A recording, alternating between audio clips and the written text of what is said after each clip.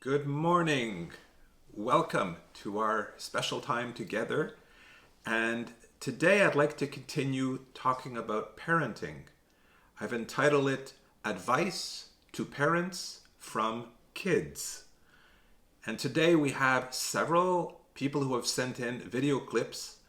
I've asked kids, some being young and some being adult children, as two questions. One was, what makes your parents special to you? And the other was, if you would give your parents some wise advice, what would you say to them? And so this morning, I want you to listen in as several special guests of mine are now going to share with you their wise words. What makes your parents special to you?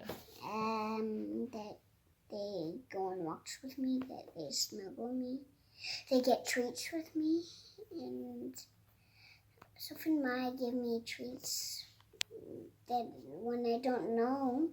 Well, that's good. And when I'm sick, people get my pillow and blankie for me. That's very nice. And I lie down on the couch. Mm-hmm. And what advice would you give mommies and daddies to raise good children? What do mommies and daddies need to do to raise good children?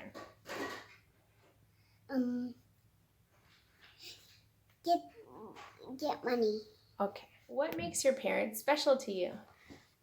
Everything, literally everything, because God gave everything to us, and He gave it to my parents, and then they give it to us, so literally everything. What advice could you give to parents that would help them to raise good children?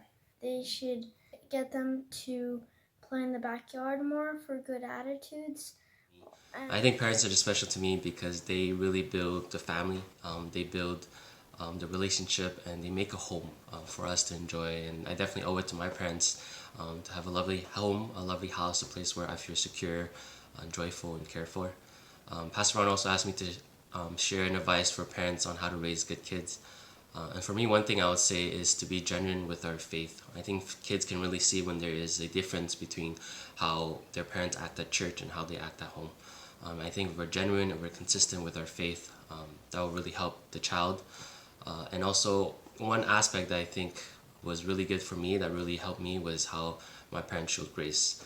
And I think if grace is such a big deal at church and it's so talked about and it's so important, why is it not also important in the house? And also, I think it just really helps the kids understand grace, which is such a fundamental concept to understand about the gospel and what makes the gospel so beautiful. What makes your parents special to you? That mom and dad snuggle me, and they help me when I'm overwhelmed. What advice would you give to parents to help raise good children? Discipline. Discipline. Okay, what do you mean by discipline? Like going in the corner and stuff, so they learn their lesson, so that next time when they grow up, they won't get fired from their job if they do something wrong. One piece of advice I'd give parents is to set a time where you read to your kids the Bible, because this is also a good way to not forget it, because, for example, doing it right after you're done eating. Because sometimes if you say, okay, we'll do it here, sometimes you'll forget, and just by going on with your human life and just forget it, and then not doing it that day. And I think it's a good way to teach your people, your kids, the Bible. So one of the many reasons that I think my parents are special to me is that they are always there for me. It happened before that in the middle of the night I felt sick, or my sister didn't feel good, and my parents woke up. They took care of us. They went to the hospital with us. They stayed with us. And when we went to the hospital, it takes really long. Like sometimes we stayed for 10, 11, 12 hours over there. And they were just always there by our side. And that for me is really special, because I know that in situations that I can go through in life, that they are there for me, and that they will So the second question is, what advice would you give to parents in raising good kids? One thing that is really important in Christian families is that parents would value and take time as the kids are growing and even when they're older to read the Word of God and pray with the kids. I think that is really important because a lot of parents do it when like the kids are young, but then when they arrive at an older age, parents tend to leave them to their own things and they don't value as much the family time with God. And I think that that is a big mistake because I have learned a lot through our family devotions, and I think that it's really important. It helps me grow in my relationship with God, even though I still have my personal times of devotion, but taking the time to do it with the family, having our discussions, worshiping together, this is really important. One piece of advice I'd give parents would be to not give their kids everything they want. Or else you'll go broke. Weren't those amazing stories, Tanya, that we heard this morning? Thank you for those who participated, just sharing from your hearts and being so real and natural. You brought a smile to our faces, and there's wisdom in the words that you shared with us. But I have my daughter with me here today, Tanya, who's going to share a few more words about advice to parents from kids. So Tanya, what would you say to parents who are out there today as to how to raise good kids? Well, one thing that I would say is to really be curious about your child, getting to know them, wondering what their perspective is on life, what their perspective is about the world and their life, right? I think kids will be able to tell very easily if you're interested in getting to know them or if you're not. And they're going to remember a lot of what maybe you don't feel they're going to remember. And so just be aware of that and just, I think, making sure to find the time to connect with your kids, whether that's doing an activity they like or just, reading a book to them at night before they sleep. Just finding those moments where you're able to, be together in an authentic way to create memories. That's very good.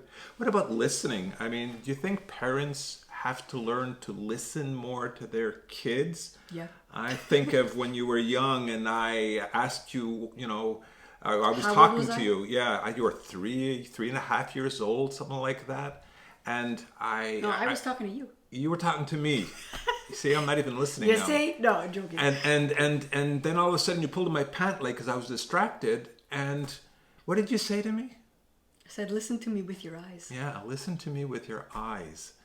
And I realized then that I had to have eye contact for her to be able to know that I was actually listening to her. Yep. And I think kids need to have parents that really focus on them and are not distracted by a myriad of things they're involved in. Yeah, exactly.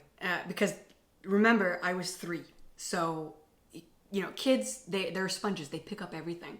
So it's just being very intentional with your kids in that way. Yeah. What about also when you were young too, about the importance of parents showing or reinforcing their kids in doing what is the right thing to do, not just telling them they're doing things wrong, but how do parents help kids to be reinforced in doing the right thing? Well, I think what helps is to be encouraging about where you're trying to kind of steer them. It's to encourage them to do it. So saying, hey, let's do it this way next time instead of, you should have done this. Why aren't you doing this? You're just like your father or your mother or whatever. That type of stuff, if that's reinforced long enough, they're going to remember that instead of maybe the lesson that you were trying to actually enforce or teach them. Yeah, So, you're crazy or you're stupid. Yeah. I mean, you don't want to go down that road. No, because unfortunately, kids are going to remember that, and they're going to become adults who believe that about themselves. Yeah. So, and I read this little article about advice from kids about parenting. What's your comment on it?